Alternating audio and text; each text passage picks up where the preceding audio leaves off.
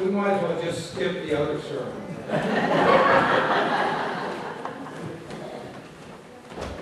Well, by now, you know that the sermon, this worship time, centers around the word greatness.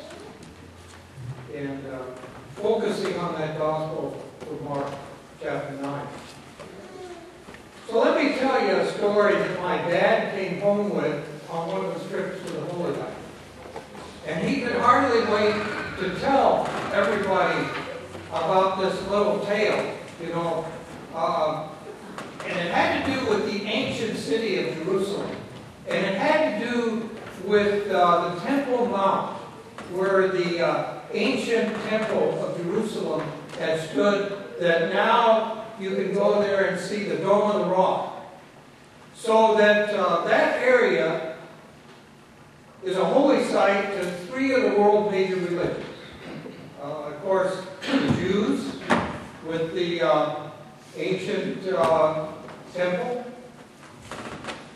the Christians, and Muslims, with it being, as tradition has it, that Muhammad ascended into heaven from that rock that we believe that possibly Abraham had sacrificed from.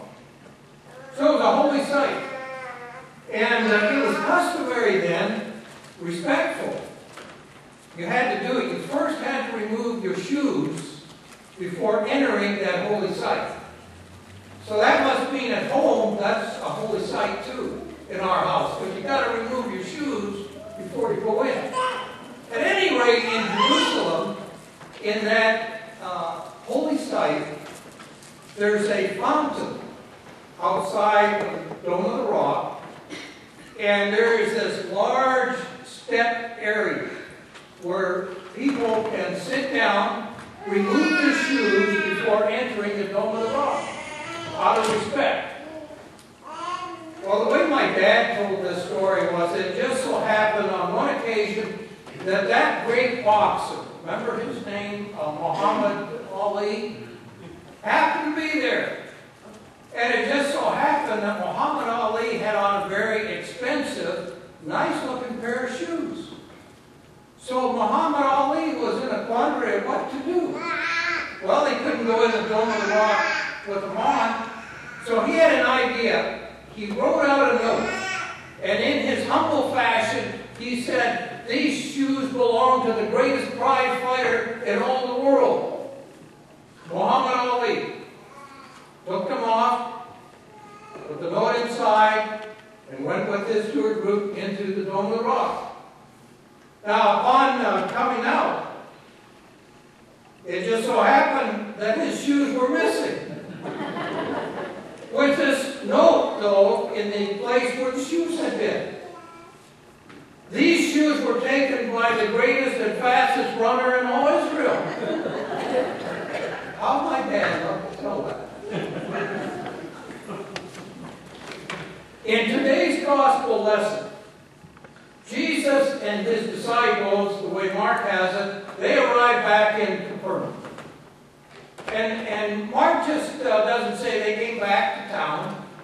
He says they arrived back in Capernaum, and when he was in house. Now that's Mark's way of saying he's not talking to the general public. You can look in that gospel and see at times where he says things to a smaller group of people as he is in house.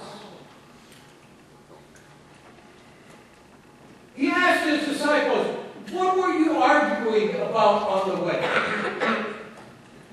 And as you know, Mark has it, but they were silent.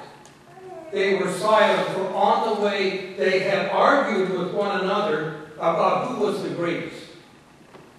Natural thing at times to do, and among disciples, isn't it? Who's the greatest? And this is what the gospel writer says next. He sat down. He sat down. It's like, here they come to Capernaum. They come back to town. They go into a house.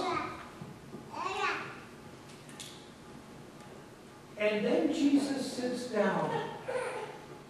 It's a movement there. It's important to catch that as disciples of Jesus. They go to town, they return to town, they're in a house where just the disciples, a smaller group, but now knowing the conversation that they had about the greatest, Jesus sits down. It's kind of like a parent who realizes here is an important teachable moment. So all else has to stop. All else has to stop. This is a very, very important moment for disciples. Jesus sits down. You ever sat down as a parent to have a most important conversation with your child? That you want to get their attention. You can just see that narrowing and how Jesus must have looked directly at disciples. Because this was important stuff that he's about to say. He called the 12. And this is what he said to them. Looking right at them. Whoever wants to be first must be last of all.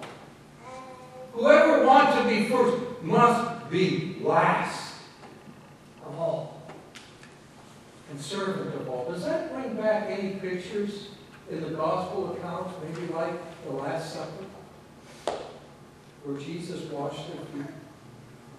Always, always teaching and trying to give an example of what it means to be a Christian. Washing your feet. Now, there's a curriculum study that has it that this is kind of the upside down word of Jesus. This is how Jesus defines greatness. Whoever would be first among you must be last and servant of all. What's greatness in the eyes of the disciples? Well, it's fun sometimes to take and put another gospel right beside the one you're studying and look in that and see if there was anything similar. Was this reported by any other of the gospel writers? And it is in Luke. In Luke 22, it has Jesus saying, "The kings of the Gentiles lord it over them, and those in authority over them are called benefactors." Now, one of the things that I do in my retirement is I'm a chaplain at the DeKalb County Jail.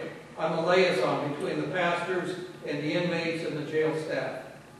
They have no question about where the power is in that jail, these inmates. They know it.